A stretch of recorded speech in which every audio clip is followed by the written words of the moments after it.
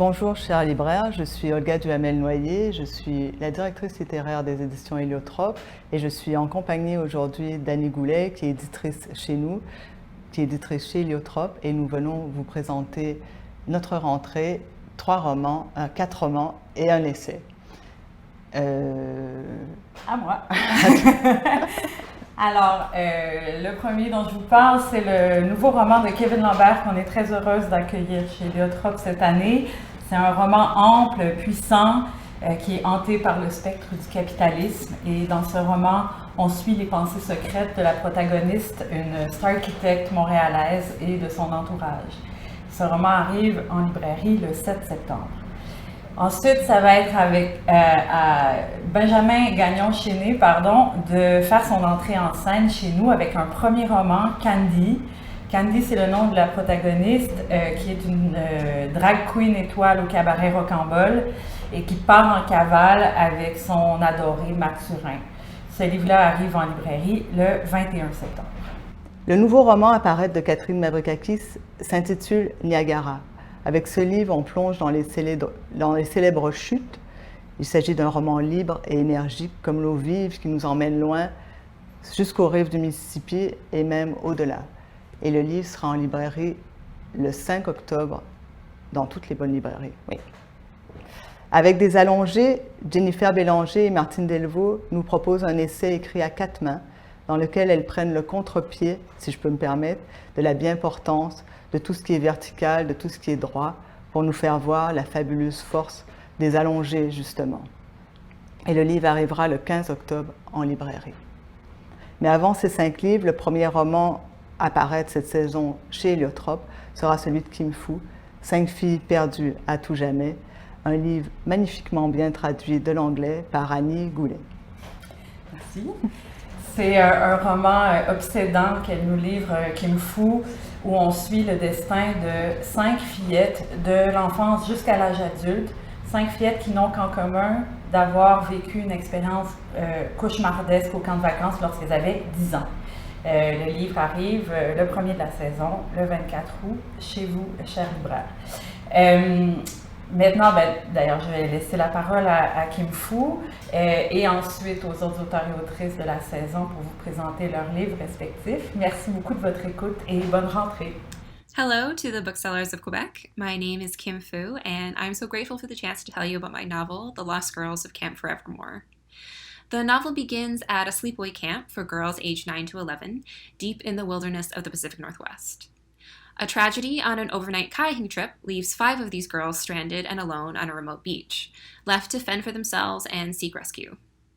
The book follows them through this incident and then through much of the rest of their lives as they fall in love, have children, experience loss, and find, or more often fail to find, their way in the world.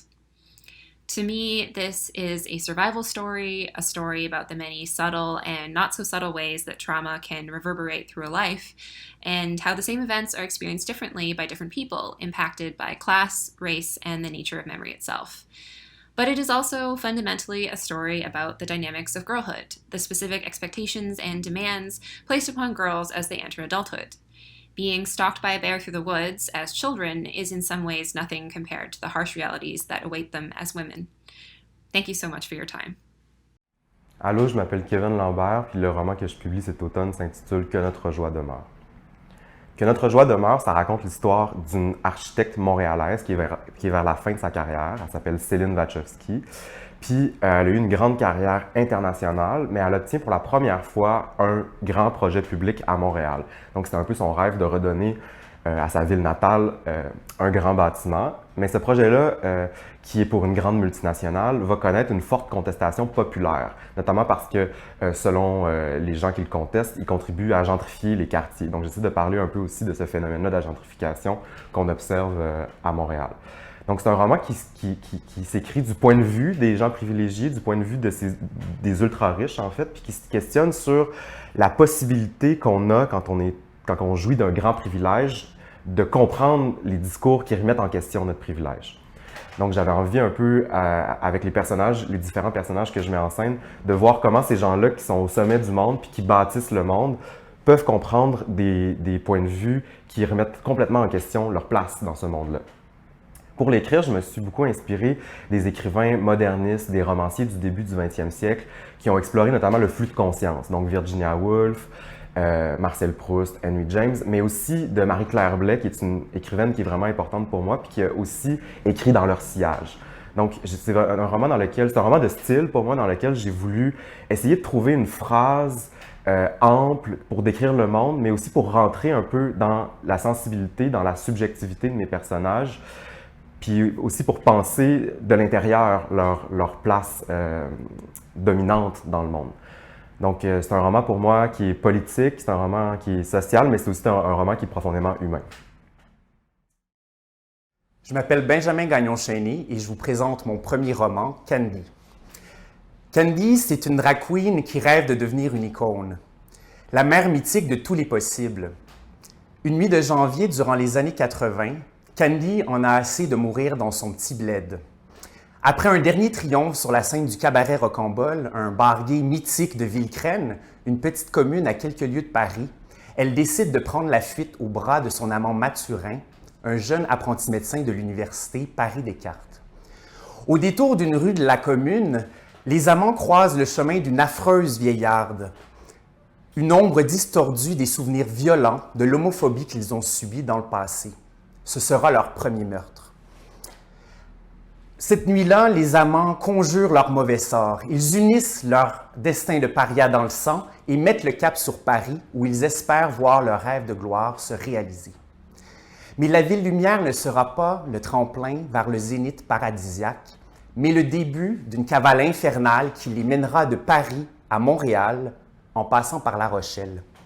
Durant leur fuite légendaire, une étrange masse ovoïde en forme de petit crâne apparaîtra dans le bas-ventre de Candy, qui se croira enfin enceinte du bébé d'amour dont elle rêve. Mais cette masse ne sera pas le bébé inouï dont elle rêve, mais le premier signe funeste de sa condamnation. Candy, c'est l'histoire d'un amour fou entre deux êtres plus grands que nature. Une aventure endiablée et haletante comme un ballet d'Offenbach. Une aventure étincelante de paillettes, comme un numéro de French Cancan. Kitsch et camp à souhait, comme un conte outré de coming out, où les voyous de l'histoire regagnent leur trône dans la nuit des temps. Allez, venez voir Candy pour y croire, son spectacle va bientôt commencer. Bonjour, je suis Catherine Mavrikakis, je suis l'autrice de Niagara, roman que je vais vous présenter immédiatement. Niagara, ça parle du temps qui passe, ça parle de l'eau qui coule à travers les États-Unis, à travers le Mississippi et qui parle de cette chute qu'est Niagara. Alors, la narratrice est hantée par une image, par une diapositive. Quand elle était enfant, elle a vu sa mère, elle a imaginé sa mère tomber des chutes du Niagara. Et sa mère n'est pas morte à Niagara quand la narratrice avait 4 ans, mais elle est morte beaucoup plus tard. Et à la mort de sa mère, elle imagine que sa mère se trouve à Niagara, qu'elle est tombée dans les chutes et qu'elle est en train de se promener à travers tous les États-Unis par le Mississippi. Le corps se balade. Cette mère qui ne bougeait jamais, qui était toujours assise ou cloîtrée chez elle, finalement voit le monde et la narratrice la suit dans une épopée un petit peu onirique et folle. Voilà, j'espère que vous aimerez lire ce livre. Bonjour, je suis Martine Delvaux. Jennifer Bélanger. Et on est ici pour présenter notre essai « Des allongés ». Alors, on a écrit cet essai à 4 mains. On l'a écrit pendant la COVID, en plein confinement, pour un peu casser le confinement. On s'est envoyé, on a fait des allers-retours, on s'envoyait des fragments sous contrainte, donc pas plus de 5 lignes, pas de ponctuation. Bon, après, on a retravaillé, mais au départ, c'était ça. Et c'est parti du fait que nous souffrons toutes les deux de douleurs chroniques et qu'on voulait penser l'expérience de la douleur chez les femmes en particulier, une expérience qui encore aujourd'hui est peu connue, moins connue, souvent maltraitée ou sous-traitée. C'est le point de départ du livre. Puis avant tout ça, on a eu une conversation au FTA où on a pu discuter sur des manières d'être au monde quand la souffrance et l'épuisement nous taraudent. Puis étant donné que toutes les deux, comme tu l'as mentionné, on est des déserteuses du quotidien, puis qu'on fait la grève de tout, puis qu'on revient à la vie quand les douleurs sont sont mises sur pause, on avait envie de donner voix et corps aux femmes allongées. Puis pour ce faire, il fallait changer la perspective, c'est-à-dire les sortir de ce regard dominant, surplombant que les experts, les médecins, les scientifiques, mais aussi les artistes, les époux posent sur elles pour en fait faire valoir leur point de vue à elles. Oui, et donc c'est comme une sorte de female gaze, on pourrait dire, sur la douleur.